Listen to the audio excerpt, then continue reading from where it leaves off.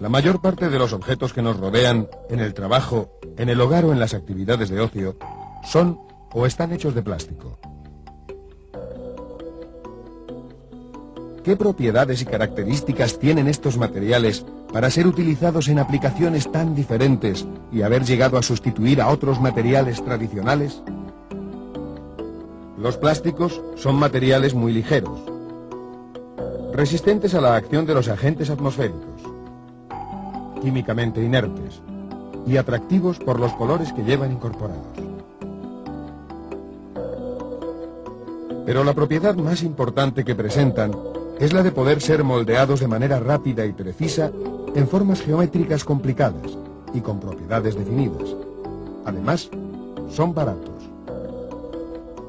Los materiales que se deforman por acción de una fuerza exterior se denominan en general plásticos, siendo este un comportamiento muy generalizado en la mayoría de los materiales.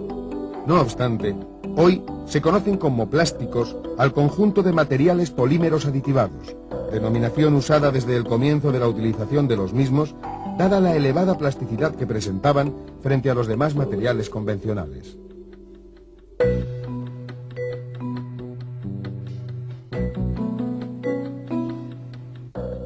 Un plástico, tal como lo conocemos, se compone de un polímero y un aditivo.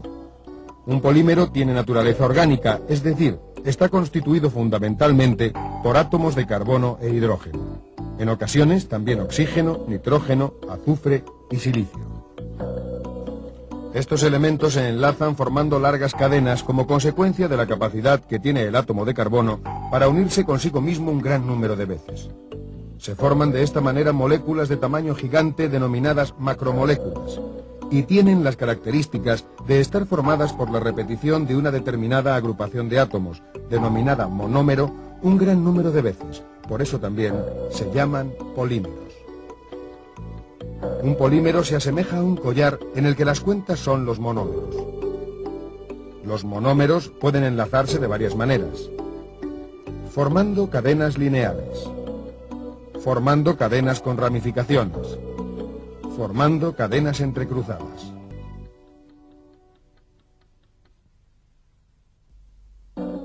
Según la estructura de las cadenas poliméricas entre sí, los polímeros y los plásticos se clasifican en termoplásticos, termoestables, elastómeros. Un plástico termoplástico se caracteriza porque las cadenas son independientes entre sí, no existiendo uniones químicas fuertes entre ellos.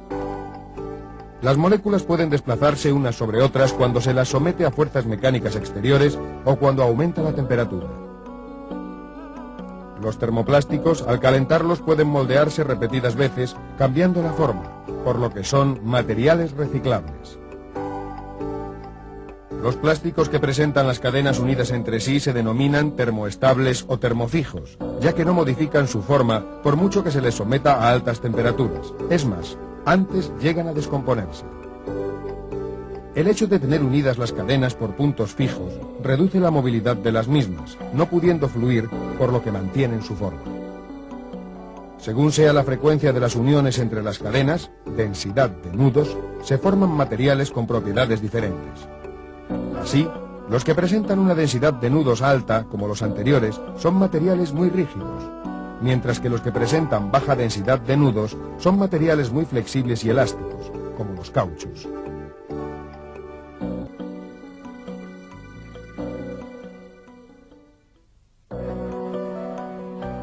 Los materiales que reconocemos como plásticos son productos de síntesis procedentes de recursos naturales, tanto de especies vivas, animales y vegetales, como de especies fósiles, carbón, petróleo y gas natural. La principal materia prima utilizada en la fabricación de los plásticos es el petróleo.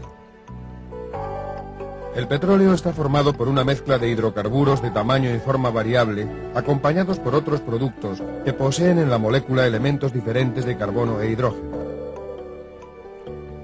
No todos estos componentes son útiles en la fabricación de plásticos. Por tanto, habrá que separar los compuestos interesantes para tal fin del bruto inicial. De esta manera, mediante una operación de destilación fraccionada, se separan por acción de la temperatura fracciones de diferentes tamaños: gasolinas, naftas, gasóleo, alquitrán. La fracción denominada nafta es sometida a un proceso de reformado, mediante el cual se obtienen unos productos denominados olecinas, que son realmente los productos de partida para fabricar los plásticos. A partir de la olecina más sencilla, el etileno, se producen diferentes plásticos a través de reacciones químicas específicas representadas en el esquema.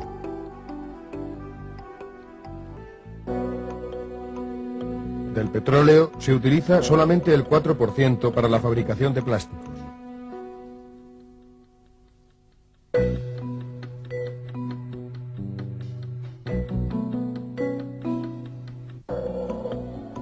Las largas cadenas de macromoléculas pueden formarse de dos maneras diferentes según sea la naturaleza química de las unidades monoméricas.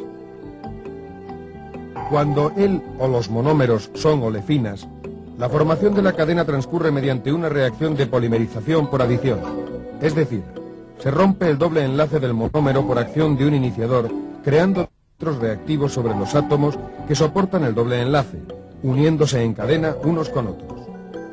De esta manera se forma, por ejemplo, el polietileno. Es el plástico constituido por la unidad monomérica más sencilla, el etileno. Análogamente se forma el policloruro de vinilo.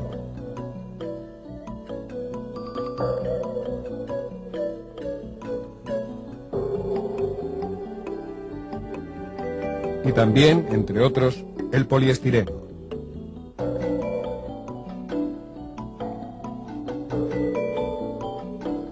Otro método de formarse las cadenas es mediante una reacción de condensación.